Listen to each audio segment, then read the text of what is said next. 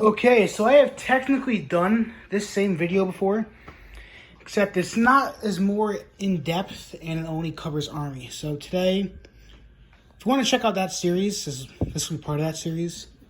It's on my playlists. If you go to my channel, there's a playlist. So we're going to go over field dressing and compass first aid pouches and stuff like that.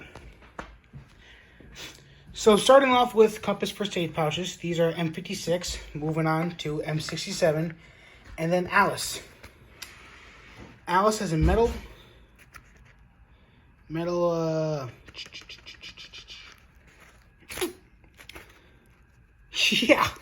it has a metal snap. So Alice is crap. Stay the hell away from Alice. It's junk. Sorry, I'm doing paperwork. I'm on my air hockey table right now. It's junk. Don't even think about purchasing it. So first up is the first pattern M56 compass first aid pouch. It tells the first pattern because it has no drain hole in the bottom. Ignore my crusty fingernails. They're gross. I've been working on my car. Moving on to the most common and most widely used in the Vietnam War, the second pattern, first aid, compass first aid pouch, M56. So you can put a compass on in here or first aid. So now, many people don't know there's actually two types of second pattern made. They're both second patterns, but there's two types. The more common one, where it only closes to one level, and the far less common, but still worth the same amount, has two snaps. I'm not untaping it because it's taped on a website for airsoft and I don't want to untape it. So this is not a field edit or revision. This came from the factory. Some of them did have two snaps for two different levels of closing. So I personally like this a lot more better than the one snap. So I have a lot of gear, so if I look around my gear, I know I have at least two more of these. So when I first found it, I actually just thought it was some person did. But it turns out that is actually a second pattern, just like this, except made differently. Next up is the harder to find M67 first aid pouch, which I got for free from a friend. Collector Nick is his YouTube. He does fantastic videos. He just posted a video of like all his M55 flaks. I didn't know that someone could own that many M55s. I mean, I own one and he has like 5. And some really cool experimental vests. Anyways, you check him out. He has some really good stuff. But this is an M67. So the difference between Alice and M67 is this has a plastic snap. Other than that, it's practically an Alice first aid bandage pouch, except this is plastic.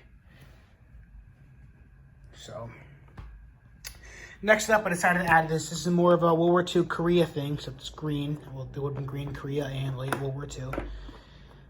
This is a Carlisle bandage pouch. So I'm adding this because, yeah, you would see like some pictures of like, you know, our guys over there before 1965, like advisors. Maybe 65, 66, you might still see them every now and then. Mainly by Marines and special units. You know, some WERPs and MAC-VSOGs still use them, but they're not really that common. It's a Carlisle bandage pouch. It can hook on the bottom of this. It's got the 1910 hooks. It can hook on your web belt. You know, it's pretty useful, but especially if you're a Marine, you really have no use for a JFAK and one of these. But I digress. I mean, I personally wouldn't give you crap for wearing one of them, but I know a lot of people that would give someone crap for wearing one in the Marine impression. So I added that in the video. This is 50s dated, but it would have been still on early Vietnam. Next up, not an IFAK, a JFAK, a jungle first aid kit. So I know John's going to correct me on this. I actually got this one from him. I'm pretty sure it's the World War II ones that had the medical. No, the Vietnam ones. In like 65, they started having the medical symbol. I know he's going to correct me on that, but they're pretty cool. You know, with Marine gear, the Marines started off with M61 and moved to M56. But the one piece of gear that stuck with them was the JFAK. So, open that up. There's a little compartment in there. There too. Open up the flaps. you know, spots to put your, all the contents. I know John has one that's like unopened. Maybe John, you should do a video on it of what's inside. I have a list somewhere, but it's, screw you guys. So yeah, if you're doing a Marine, you gotta have one of these. You know, it's like an M55. You gotta have one of these if you're a Marine. You know, if you're doing a Marine, you need an M55 and you need one of these. You know, you can't be rocking around a freaking 3/4 vest. God, that pisses me off. I don't care what your uncle said he did. You know, your uncle's like 80 years old. Maybe he got a little mixed up. Maybe he wasn't caring so much about what kind of gear he was wearing. Next up is the IFAK. I know you're going to say this post-war. No, it's not. The post-war ones are about that high. That high? Yeah. This is a 66 dated one, and it's torn to shit. This is 68. It's completely screwed. But now I still have a 60s IFAK. So thanks for watching. Please check out my other series. It's really just helping people learn about the basic pieces of field equipment so they know what to put together, what they have, what they need to get. So I usually only do Army, but I did include Marines and I guess Special Forces with this one as well. So this covers a pretty large majority of what every person would have had, you know.